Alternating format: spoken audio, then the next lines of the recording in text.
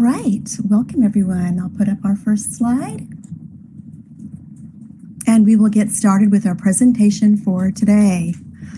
Welcome everyone to our Virtual Worlds Education Consortium Metaverse Expert Series. And for those of you that are new, our website is www.vweconsortium.org. And you can find VWEC on many social media channels here on Linktree. Our presentation is being recorded and it will be on our playlist, which I'm putting in the local chat. After our presentation, we will move to the deck for a social time for those of you who want to stay. Our session today is called Defining the Metaverse, and we have a fast-paced lightning round of talks sharing a variety of perspectives. Each panelist will provide a personal definition to defend, and we will have time for dialogue. Many of us here today, sitting here on the stage, have explored numerous virtual worlds beyond Second Life, the open sim grids, as well as VR headset spaces. Please jot down any questions that you might have as we go along so that you won't forget them for our discussion at the end of the session. So ladies and gentlemen, let's begin. I'll go first. I'm Val Librarian in the Metaverse, Valerie Hill, and I have a background in teaching for 35 years at all age levels from kindergarten through college. My doctorate degree and research for the past 15 years has focused on virtual environments for teaching and learning. An early Metaverse project of mine was my 5th grade technology club in the school library, where students designed and built a digital citizenship game in Minecraft. I like to call it the kindergarten of the Metaverse. My mission as a virtual world librarian and educator is to utilize the Metaverse for serious learning, including creativity in all subject areas. Helping digital citizens navigate the Metaverse is a role librarians are prepared to embrace. So I'll give you my personal definition of the Metaverse. My personal definition currently states, the Metaverse is a computer-generated virtual environment where individuals interact in a persistent space through embodiment in an avatar. Note that I include the words avatar and embodiment, and they are essential, in my opinion, to my definition.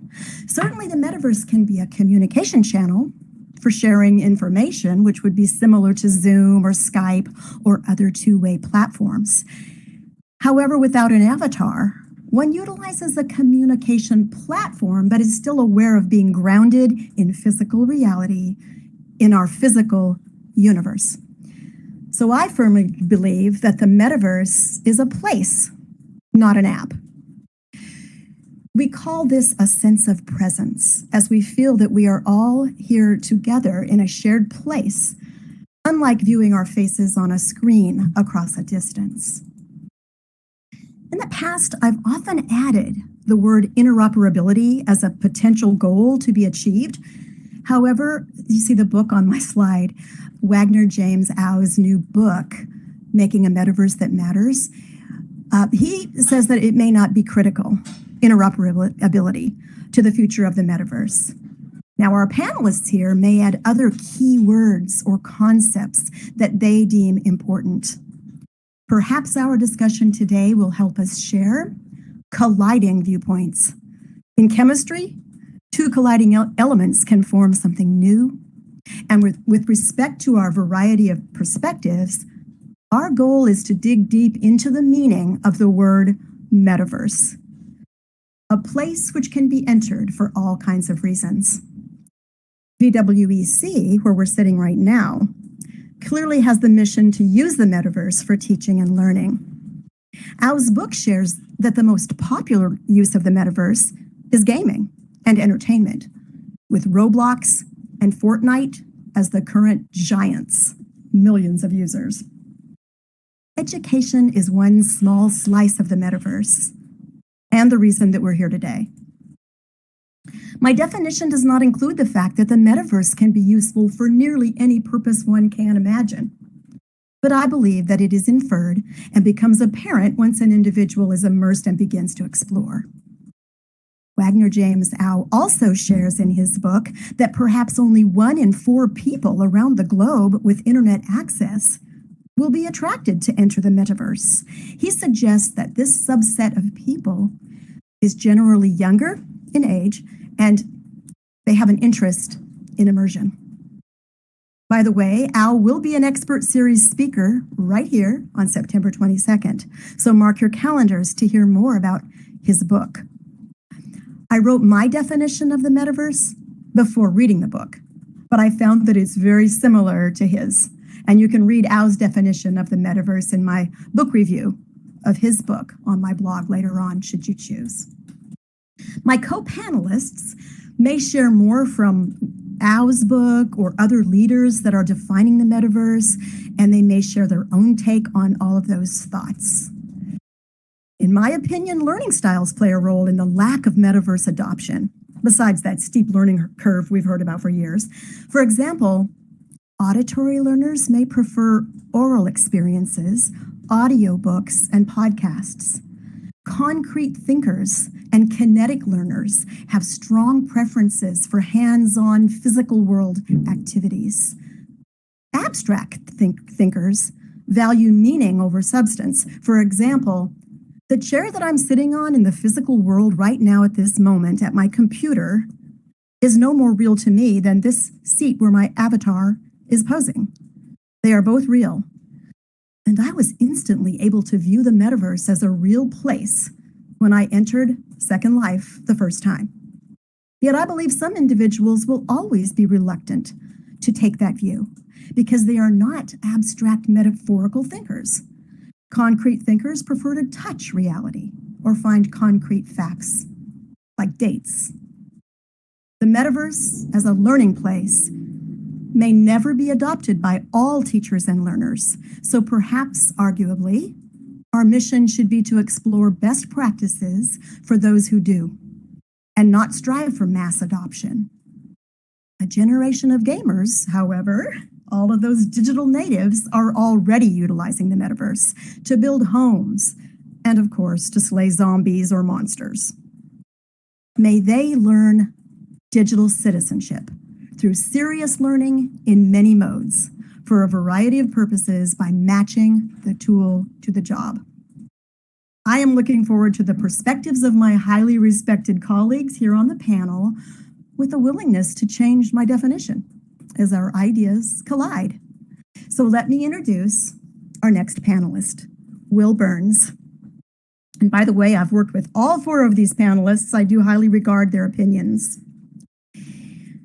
Will his definition will expand greatly upon my simplified one. So let's get these ideas colliding and push our critical thinking into high gear. I'll pull up Will's slide for his introduction. Will Burns is a highly experienced synthetic environment subject matter expert with a career spanning over 2 decades. Throughout his professional journey, he has garnered extensive knowledge and expertise in various areas of synthetic immersive environments, including marketing, design, research, and implementation. One of Will's most notable achievements is his contribution to defining and establishing the modern metaverse as a hybrid, decentralized ecosystem. His contributions and dedication have made him a key figure in this exciting and rapidly evolving field. Take it away, Will, and I'll pull up your definition. Thank you. So, when I think of the metaverse, I see not just virtual worlds, but a spatial computing ecosystem.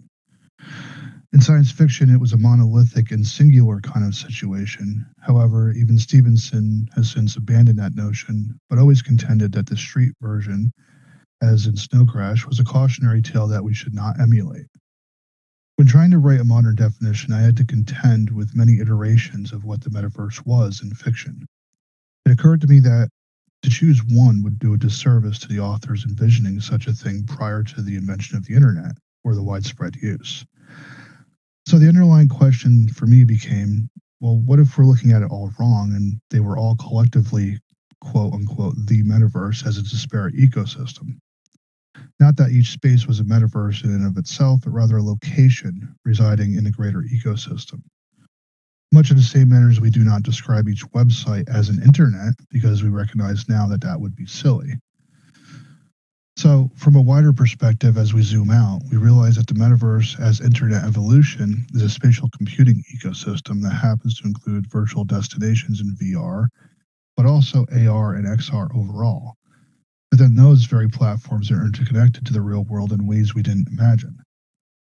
For instance, we could include the use cases of artificial intelligence as part of the metaverse, and even a Tesla car, because its vehicles were trained in simulations, and it sees the world as a virtual environment while interpreting it with artificial intelligence.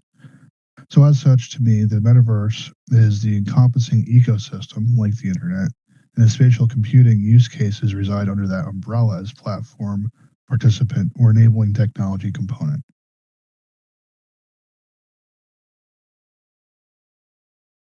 Thank you very much, Will, and I'm sure we'll be hearing some more as we move on to discussion. Our next panelist is Bethany, and so let me pull up Bethany's slide, and I will introduce her. Bethany Winslow is the Director of Online Learning for the School of Information at San Jose State University. Prior to joining the iSchool, she worked as an instructional designer, consulting with faculty to assist in revising high-quality online courses, and also to integrate a variety of teaching technologies with the curriculum. Bethany studied sociology at the University of California, Santa Cruz, graduating with honors, and she earned a master's degree in education specific to online teaching and learning from California State University at East Bay. She attended her online degree program while working full-time for an e-learning company as a remote instructional designer, supporting faculty and administrators at multiple higher ed institutions. Her professional interests are in virtual worlds and VR and related emerging technologies that support virtual communities and collaboration. I'll hand the mic to you, Bethany.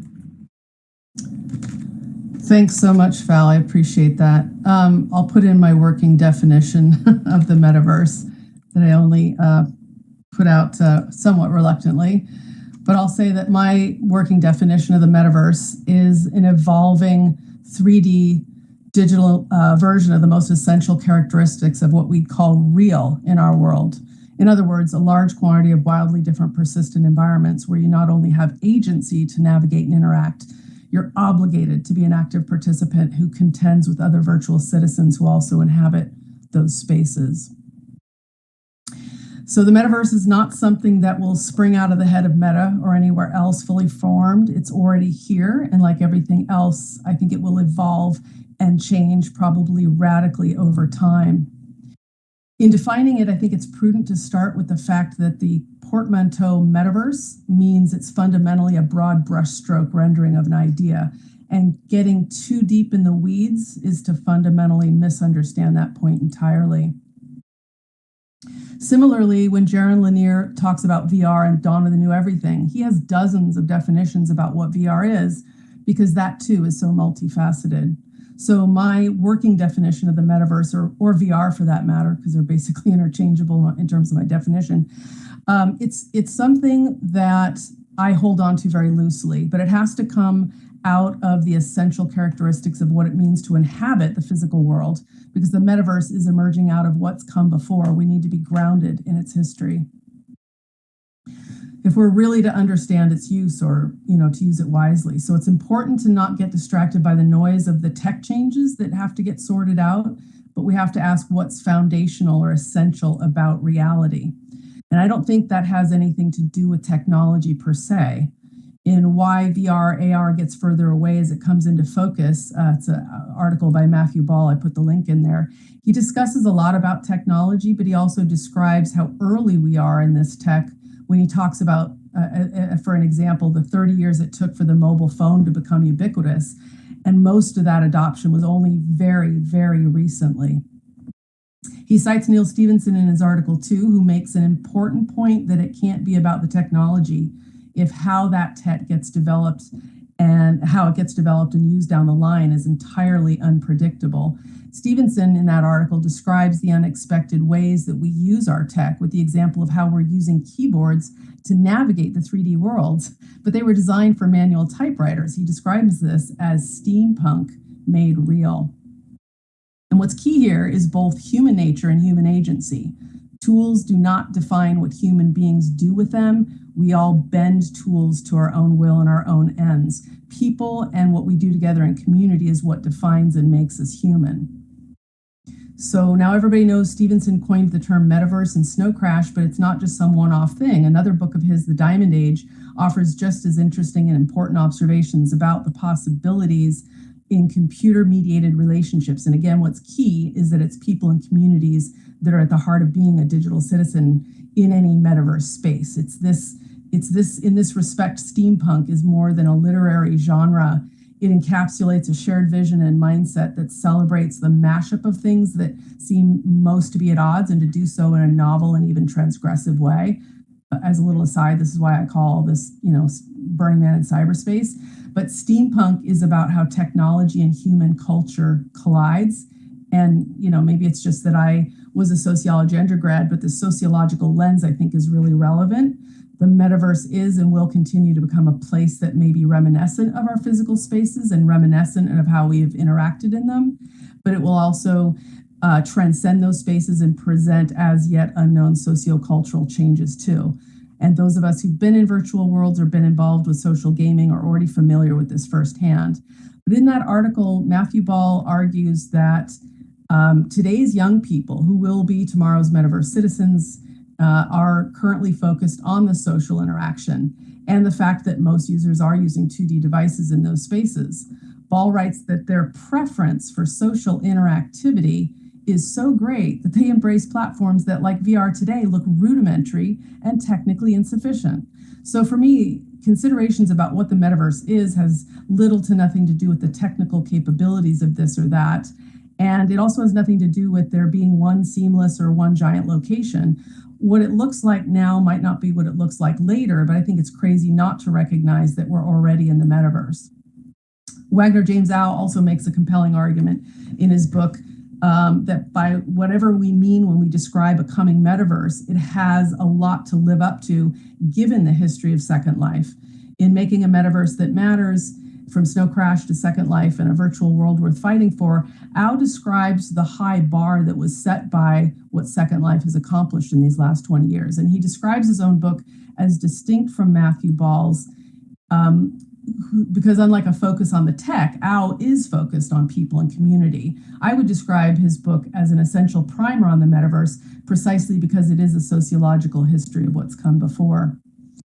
At the very end of the second chapter, Au is very specific about the social components of what makes, what a metaverse is. He makes it clear that implied in any definition of it, and here I totally agree with him, it's that it's got to be a microcosm of our real world, our physical reality. But at the heart of it is the empowerment of digital citizens. There is no metaverse without empowered citizens. And he sums this up in 50 words on page 76. And I'll end this with just a quote by him here. Second Life continues to succeed as a niche virtual world and model for the metaverse because its creativity tools are open and powerful, its user community is diverse, and its company shares virtual world revenue about equally with the user community whose members are free to create endless value and possibility. And I think that's a killer definition of a metaverse that matters. Thank you so much, Bethany. And I'll pull up a sidearm slide. We're going to meet Sidearm, and I will give you his introduction. Sidearm, James G. Neville, is owner, consultant, and practitioner in applied online collaboration and multimedia expression. Sidearm's specialties include systems analysis, team operation, and multimedia composition. While working with students and educators in the metaverse, Sidearm has visited numerous platforms. So Sidearm, the floor is yours. Thank you very much, Val. Hello, audio, visual, cognitive expressions of human intent online. When I think of Metaverse, I think of an evolving ecosystem of physically and digitally connected apps that provide instant online two-way co-creative access. When I think of physical, I think of hundreds of transoceanic fiber optic cables, millions of transcontinental cell towers, billions of miles of cable, and hundreds of thousands of data centers and hubs. Not to mention gigawatts of pure electromagnetic power pulsing through the air around us every minute. When I think of apps, I think of the Internet of Things and the extended mind thesis. The first physical flight simulator was the Link Trainer in 1929. The first neuroprosthetic was the cochlear implant in 1957. The first cell phone was offered in 1973. Snow Crash was written in 1992. The phrase Internet of Things was coined in 1999, and the phrase smartphone in 2002. Second Life was written in 2003.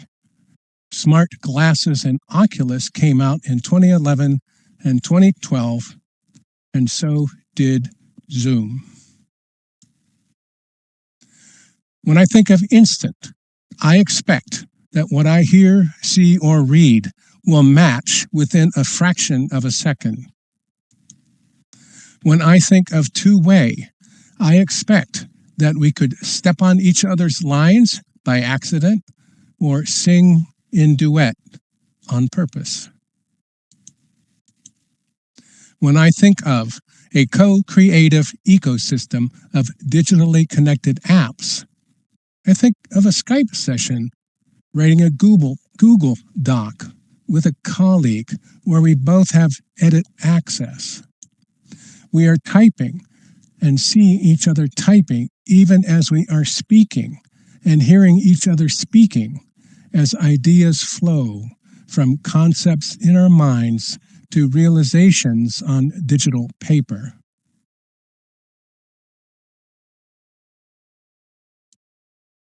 To recap, I think of the Metaverse as an evolving ecosystem of physically and digitally connected apps that allow instant, two-way, online, co-creative collaboration.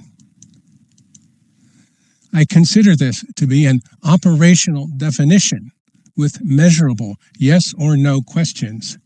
Is it instant? Is it two-way? Is it interoperable? And so on. As an operational definition, it is one of many possible valid definitions. And so, my fellow audio-visual cognitive expressions of human intent online, thank you for your time and attention, and I look forward to our dialogue.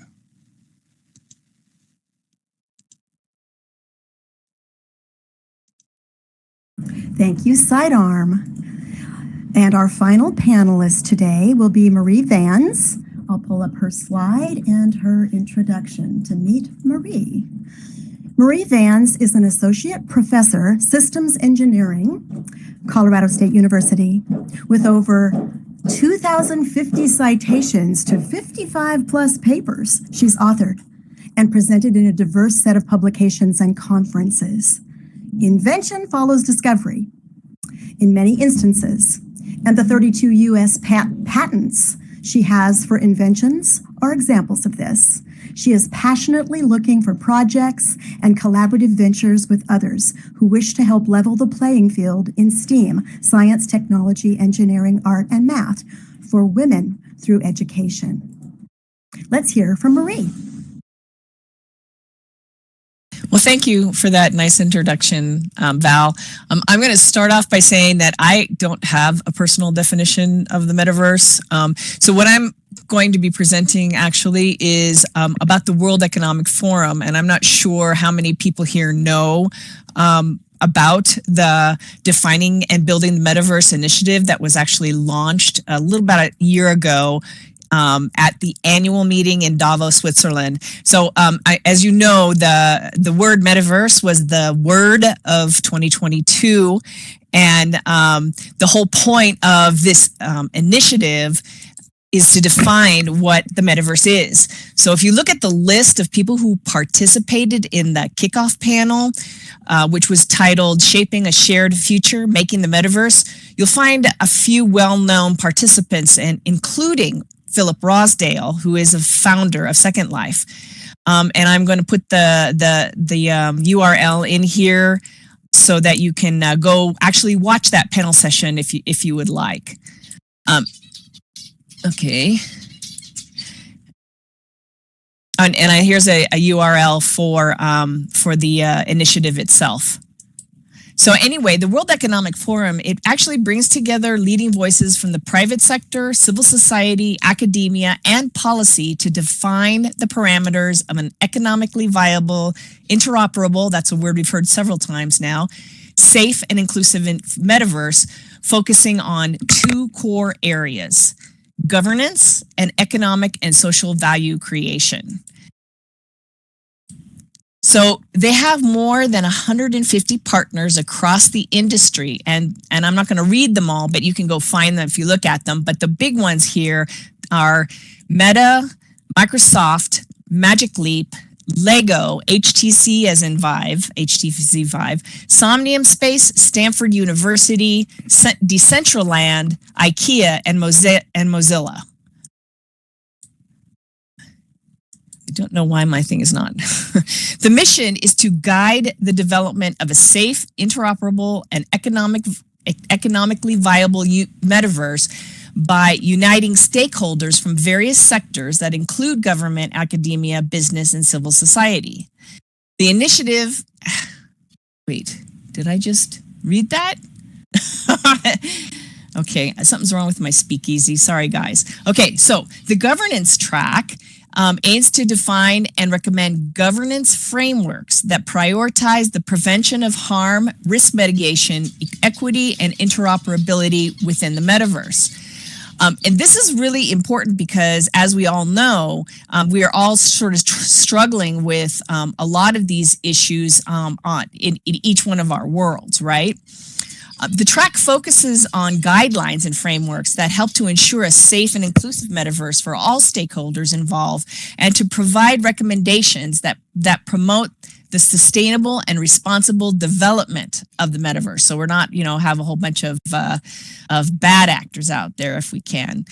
So far, the governance track has produced a white paper on interoperability in the metaverse that is focused on opportunities and challenges for interoperability. And I encourage you to go look at that. It's actually very helpful. The value creation track actually explores economic and social value creation in the metaverse and provides guidance for organizations to prepare for disruption and value creation. So we're talking here a lot about, how we're going to make money in these spaces. They are starting by exploring the consumer-facing metaverse, but we'll also investigate the industrial and enterprise metaverses in the future. It also researches opportunities and trade-offs in access, inclusion, sustainability, and well-being for those who are seeking to use the metaverse. So some of the interesting statistics I found on their consumer metaverse publication is that the metaverse is predicted to be worth between $6 and $13 trillion by 2030, with global revenues expected to reach $800 billion by next year. So it's no wonder that the metaverse was the word of 2022. With profits aside, they're also looking at the social implications of the metaverse with a publication just released in July. The types of issues they are looking at include access and adoption, psychological and physical health, diversity, equity and inclusion, sustainability, and economic impact and empowerment, I think this demonstrated that the metaverse is expected to have significant social, economic, and environmental impacts. And with that, I think their definition is the next version of the internet, which may be far more immersive virtual experience. The concept of the metaverse is received renewed attention, though many of its basic elements, like virtual and augmented reality or cryptocurrency transactions, have been under construction for decades, by essentially making the internet a virtual twin of the physical world. This digital do-over could enable novel ways of working, buying things, learning, and socializing. No single company will own or dominate the metaverse, and the race is to stake out the territory within it. And that's it. Thank you. All right. Thank you, Marie. So this has been great. Thank you so much, panelists. You've given us a lot to think about, and we thank so much to our audience today. We're going to open up for discussion, but first, I'd like to we have time for this. Each of the panelists think about what stood out, and if they have something to say, either that stood out or that they'd like to bring up that they disagree with. For example, as you heard today, there's many concepts, many elements to consider as the metaverse evolves. So as you're thinking about what stood out to you, it's okay that we disagree. For example, Sidearm and I have done a debate in front of students, kind of colliding our ideas about the metaverse. Here's an example. Co-creative apps utilize the internet, and they can be used within the metaverse. But in my opinion, apps are not part of the definition. They're not essential, or are they? To me, the avatar is the essential element to be embodied here in this place. And I'm going to move on. Will, do you have something you want to say that stood out? I see you're typing something. Oh, just like a copy of that link to the WCAC white paper. I'd love to read that. Honestly, I absolutely love the inclusion of Matthew Ball's book in that one, because I've cited a few times in there on his thoughts and helped him out on that. When I look at all this stuff, what I'm hearing is a lot of different viewpoints of greater ecosystem. So for me, I look at everybody and go, you're absolutely right. No matter what point you're taking on this, you're absolutely right. However, it, for me, falls under an umbrella of ecosystem. When we say we say who's going to use the metaverse, a small amount of people would be quick to say that that's not exactly true. If you look at the umbrella of it all and you say, well, who would use the metaverse? I say, well, if you've gotten into a Tesla car and it was self-driving for a little bit, then you're already in the metaverse. It's just how you perceive things. Just like the World Economic Forum would include places like Magic Leap in there for augmented reality. So, you may be using the metaverse or spatial computing as a whole in your daily life without even realizing you're part of the metaverse. And you may or may not have an avatar. We have personal profile pictures, PFPs, on different apps, and those apps talk to each other and connect. And so I don't see it as too big of a deal, other than to recognize where these technologies are coming from and what they're actually doing in the participation stage of the metaverse as a whole ecosystem. For instance, we could say that Windows Copilot, something that's in the preview stages now for Windows 11, is directly set up to ChatGPT 3.5 to help you navigate around and get stuff done on your computer. Now, it's in infancy, and they're making it more inclusive into the operating system. But that's not to say that personality profile for ChatGPT couldn't be your personal guide in a augmented reality sense. That it could leave the computer that you're at and walk around with you, or be that kind of voice disembodied, or be that app on your watch that monitors your health and says, hey, by the way, you might not want to eat that, right? Or you may not want to go there to, or here or there because there's a active shooter, or there's a weather advisory or something, or hey, do you want to go home? Or hey, I noticed that I know you well enough to know that you get migraines a lot. Do you want me to dim the lights at home and take care of dinner tonight? I know what your favorite food is. I can have that ordered through DoorDash. So we talk about spatial computing, where you walk in the door and you come home after a long day of work or something, and you got a massive headache. It already knows that. And it says, hey, I've already dimmed the lights because you got smart bulbs, right? So IoT plays a huge part. It knows from your patterns and your habits. Then it could be embodied. It could be a NPC avatar. We've seen that with NVIDIA now, where we have ChatGPT sort of avatars wandering around having full conversations. And recently I saw someone remake Lara Croft in the original Tomb Raider, and gave it a personality, gave it Lara Croft's personality in particular, told it how to walk around and let it explore on its own and make observations, and then let it loose, and it completed the entire level by itself by knowing that, but made very poignant observations that weren't pre-scripted. And so when I talk about the metaverse, I talk about not just one location. I think they're all relevant. Whether you're talking about Upland, Decentraland, Over the Reality, or Second Life, or any predecessor that came before or after, these are all spaces, and these are all very relevant in context to our interaction. And so that context of interaction is expanded greatly when people never touch base in here. They may still be part of that spatial computing platform and benefiting from it. And it's not about whether they have chosen to participate in the metaverse. It's more along the lines of the metaverse came to them, and they were, it's invisible computing. So they didn't really realize that they're part of that bigger situation.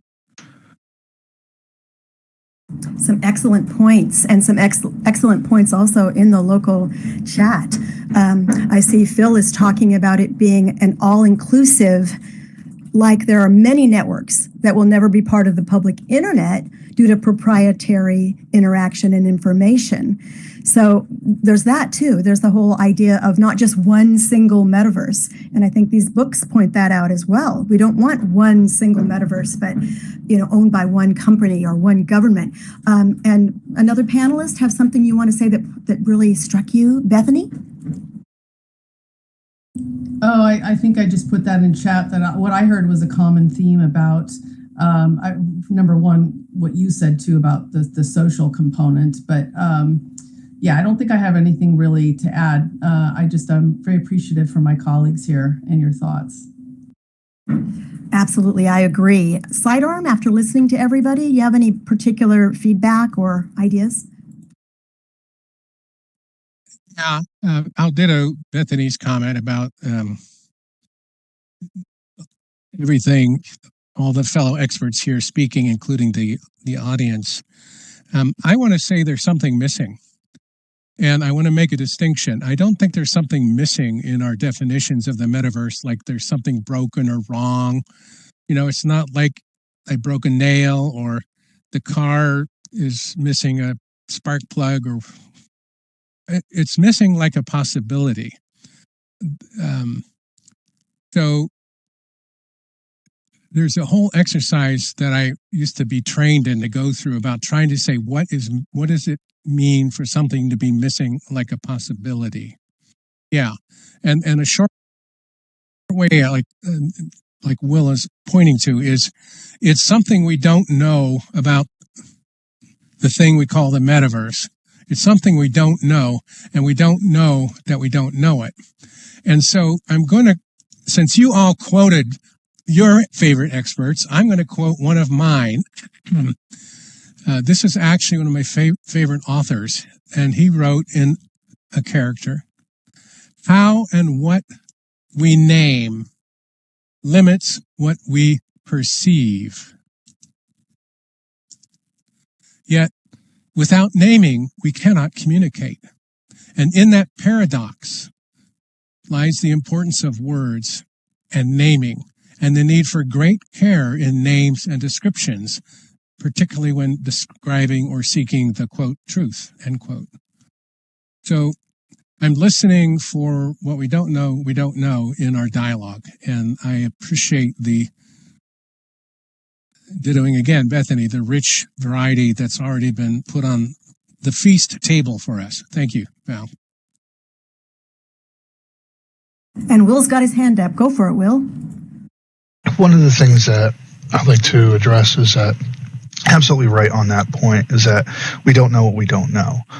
And so I try to keep things as 50,000 foot as possible. I say, here's the thing. The reason I've always done that and said, okay, it's probably going to be, all of these things together in ways that we can't imagine. And that last part is the ability to understand that this is an emergent property and that we cannot possibly predict infinite use cases. And so what we can do is we can say, here's some of the ideas that could be put to use that we're seeing now, but that does not exclude that all these other use cases will happen. That we can see the infinite creativity of those who are involved through many different mediums, through different avenues and contexts to arise at these different spatial computing use cases. Whether or not you're creating a virtual arcade, or whether you're creating AI companion, or whether you're doing XYZ, whether you're driving cars by themselves or robotics, they're all in simulations. And so these are very novel ways to see the metaverse, and whether or not one place exists or another. In my book, I say it's kind of irrelevant, but it's not. It's one of those things where you say, okay, Second Life is the harbinger of awesomeness. And as I said to Philip Rosedale a while back, you will take SL from my cold, dead freaking hands. No matter what I'm doing elsewhere, I will always be here as a home. Now, this is one of many places. This is one of many different iterations and context of how it will arise. And I can see, Apple Vision Pro, that sort of spatial computing. I can see those avatars there. I can see the lack of avatars. I can see how a store made by Amazon can use a lot of IoT sensors and vision programs and AI to determine whether you've picked up an apple or a candy bar or something and let you walk out of the store with no further impedance. These are all simulations that are running constantly around us, and it makes our lives better over time. And we may not even realize that's what's going on. We just see that as an invisible computing system. Maybe maybe your IoT device knows more about you than you thought you knew. And most of your smartphones, and systems know more about you than you think it knows about you. And so these things come together and they create this, invisible computing layer of spatial computing that just happens to cater to you as you walk around, as you just do things that you normally would do, to the extent that even, with AI now, you could just as very well ask, the ChatGPT or Midjourney or various, stable diffusion systems to draw me a painting in the style of. In the same way, you could say, build me an environment in the style of, and it can still do that. In the same way, you can say, hey, I want you to generate video, or I want you to create in the future, this, that, or the other thing kind of music, another album in the style of the Beatles. These are all generative functions that are arising from adjacent technologies that will flow back, kind of loop back into what it is that we consider an asset, which is really interesting because up until recently, we've been thinking, oh, what's an asset, right? We say you're an asset, and we go, well, that 3D object's an asset. That bit of music, that bit of code, that's an asset. The hair I'm wearing is an asset, the glasses. But it goes even further. Now that AI can do cloned voices, it can, make anybody look like anybody. It could, listen to the entire discography of, REO Speedwagon and then say, okay, now what? And you say, well, could you generate me one more album that they never made? And it could, with the voices, with the AI covers. If you go on YouTube, you can listen to AI covers of Michael Jackson, Freddie Mercury, whatever, singing songs that they were never alive to sing. And it sounds almost spot on right now. And so the future looks like a lot of amalgamation of spatial computing but also these adjacent technologies which are enablers to that, to make it better. We have bots in here now. You've seen a lot of projects in here where we see, like, we try to get a bot in here to try to be intelligent, or we use Alice or AIML or something. And now we have a bot. We could, at this point, pull a ChatGPT bot into SL that would have a whole conversation with you and not skip a beat. It could also have a personality profile. I could say, all the public information about Valerie here. Read up on Valerie and, listen to all the videos and all that, and see if you can mimic Valerie's personality. And if it has that information, it goes, okay, I can act like Val. I can be a librarian. I can do all this stuff. And within that domain, I can answer those kind of questions or whatever, have a conversation with you. And so these technologies are all over the place, but they're all adjacent. And whether or not we're in a virtual world, is a piece of it. There's a lot of pieces to this puzzle sitting on the table. And when we look at the metaverse, we look at the big disparate ecosystem of technologies, but all, and I've this from the beginning, the important part of the metaverse is the human condition. The most important part of AI is the human condition. It has nothing to do with the tech. It's us, because we are the people who are driving that innovation, who are driving the creation of these virtual worlds through these technologies, through these tools that come to us. So that we're creating something like another Metroid 2, as a video game, or a Sonic the Hedgehog game, or whether we're creating videos or animations or whatever. These technologies are multi-use case, but also come back and help to make the metaverse bigger and better than what it was yesterday. And I look forward to that. But that's a strange world. Sidearm is absolutely right. It's a strange world to say, like, what is the metaverse? The metaverse is strange. It is invigorating. It is a place where everybody comes together to create on a huge scale. And one of the bigger things that the World Economic Forum is probably looking at is something that I've been looking at in the company that I work for, and now is, what is an asset in this new age? Beyond 3D, is your likeness an asset? Is your voice an asset? Is smell an asset? All these things start coming into play. What do you need to create more and more things? If you can take Mick Jagger and mix it with Michael Jackson and come up with the Beatles or whatever, are these all assets that can be utilized in a modular kind of way in the future? In which case, how does everybody get paid? That's where the World Economic Forum is at. How does everybody get paid for all this if we're all kind of mixing and matching and remixing the entire universe around us? That's something that I deal with on a daily basis. We have to sit down and say, okay, well, you could obviously pirate everything and say to hell with it, or we try to get everybody on the up and up and make it equitable for everyone. And so, this is going to stretch our imagination. This is going to stretch our idea of what actually is.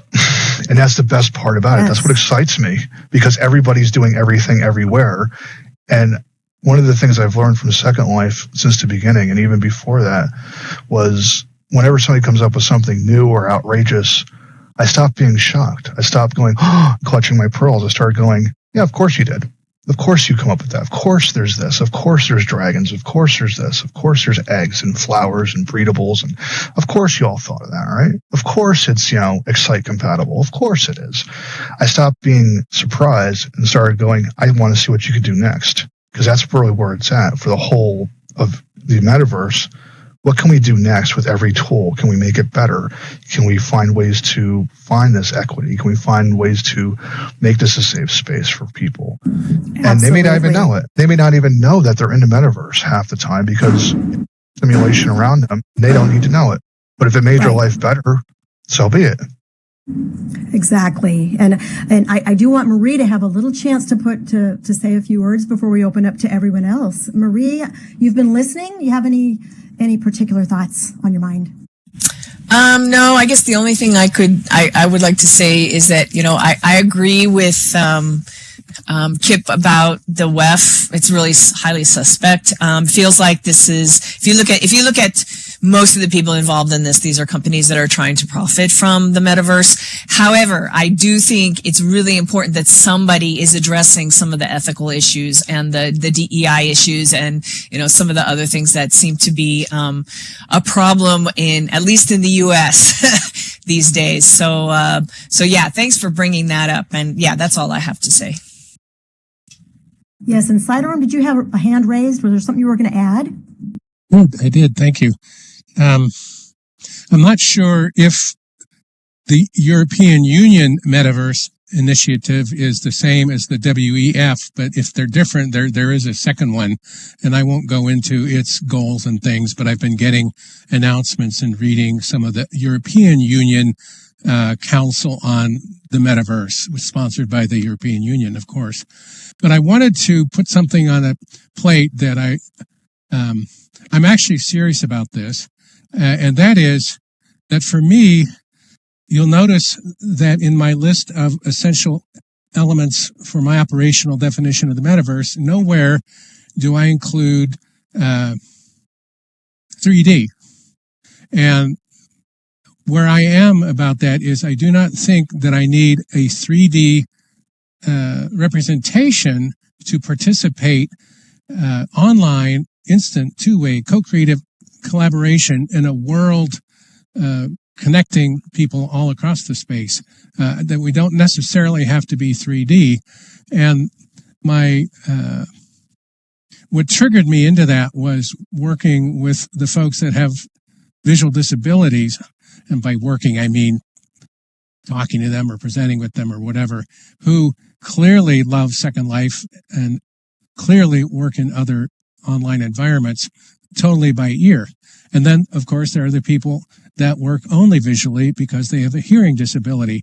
So when I think of our six senses, hearing, vision, taste, touch, smell, and if you will, cognition, I think how limited this metaverse is that we're all talking about. It's only sound, sight, and cognition. It's totally missing, obviously, touch, taste, and smell. Well, that's because it's a new platform site. Aren't the touch, taste, and smell? Those are old technologies. We don't need them anymore. But that's not true, is it? We really communicate on all those channels as human beings. So I directly contend with Dr. Hill that a metaverse does not need to have a 3D avatar. There you go. And I'm actually serious, but I'm also teasing. Over. Love that. We've had this conversation before. Currently, I do believe that the avatar is what makes me be in the place. Yeah, otherwise, I'm on an app. But we can agree to disagree on that, and it's very interesting. And I do want to open up the conversation with all of you, and I also want to remind you that we have a recording of today later that will be on our website there. Anybody else have a question, particularly to one of the panelists, or an idea that you're just thinking, I really disagree with that, or I like the way that was stated? Yeah, and I see that Kip is talking. Oh, he likes the word eduverse. Well, we're using eduverse for this space that we're in, but I would question that word because not everybody wants education. I've read a lot about how over 90% of the applications that are created for virtual worlds are for gaming and entertainment, rather than education. So I don't know, but I can understand not liking the word metaverse because it has so many different connotations and misunderstandings. I'm looking at the chat, and I'm going to ask Meryl if there's anything that I missed. Meryl's looking at the chat too, if there's a question that we missed or a comment that might spur us on to clarify our thinking. I like that we've brought up, the finances because, people create these places to make money quite often. Yes, Meryl? No, I've been keeping track, and so far I think everything has been addressed. Great. I see Zinnia's question. how can agreeing on some of these aspects of defining the metaverse benefit us all? And I wonder if that's even possible, since we're in the early stages. We don't think it's the early stages because we've been here for 15 years, many of us, some of you even longer. But a lot of people are just now getting their minds wrapped around it. So there's a lot of miscommunication about what it is. Okay, look at Magua. He's asking Bethany, he wants to ask, you were giving an example of mobile phones and the adoption. I was going to ask that same question. The adoption process. What do you think about the metaverse? How long will it take for the metaverse to be a tool for daily life? And Second Life, is launching a mobile app. I can't see it good enough on my little tiny phone. Are the digital natives wanting a mobile app? Yeah, digital natives are wanting mobile, so I think mobile is very important. But the adoption process, I don't know. How long will it take for the metaverse? I mean, that mobile app, it was an example in that article. Starting 30 years ago with the first mobile phone, and the adoption in terms of like half the globe having a smartphone was only since 2020, so it's very recent. So who knows? I mean, I read somewhere else, and it might have been, I think it was in Wagner James Al's book. He cites a bunch of different stuff, and I'm sorry I don't have the book in all the quotes I had handy. He talks about how we shouldn't expect that everybody's going to want to be here. There's only a certain population that's interested in this sort of thing. So it's not this monolithic thing that we're going to all be metaverse citizens. It's just like there's people who are massive users of different technologies and other people who are very, very minimal or not at all, right? Nothing is an absolute or a monolithic kind of thing. So, but as far as like how long will it take for a metaverse to be a tool for daily life? I think it is a tool for daily life for some people who spend a lot of time in Second Life or other virtual environments. I have a colleague who loves VR chat, right? And spends a lot of time and does a lot of stuff with friends in there. So it's a tool for some people already on a daily basis, but for how much time or widespread adoption among everybody, I don't think that's going to happen. I see Kip was talking about, we've read so much since the turn of the century about digital natives versus digital immigrants. And there is something to be said for it, although I have found that a lot of times the young ones they really are kind of lazy and just want to have fun with it. They're not going to spend hours and hours to try to find the best learning environments. So, it depends on the point that they're after, but they don't know a world where you didn't swipe with your fingers, you didn't have to have a password. So those are the things that they don't know, that prior world. We can continue this. We are almost at the top of the hour, so I want to give a couple closing statements, and then we certainly can continue this conversation for anyone who would like to. Our next expert event will be on Friday, August 25th. We're going to be joined by the leaders of the Virtual Worlds MOOC 2023. And to see all the events, you can go on the sites that I'm putting in local chat, our calendars, our YouTube, Facebook, various social media channels. I think it's interesting, Phil's point, that we did not ask to be on the internet. Some of us jumped in at the chance to be on it, but for many, it is just part of our world, like the metaverse will be. And I think maybe that aligns to what Kip was saying about, the digital natives. Do you have a choice?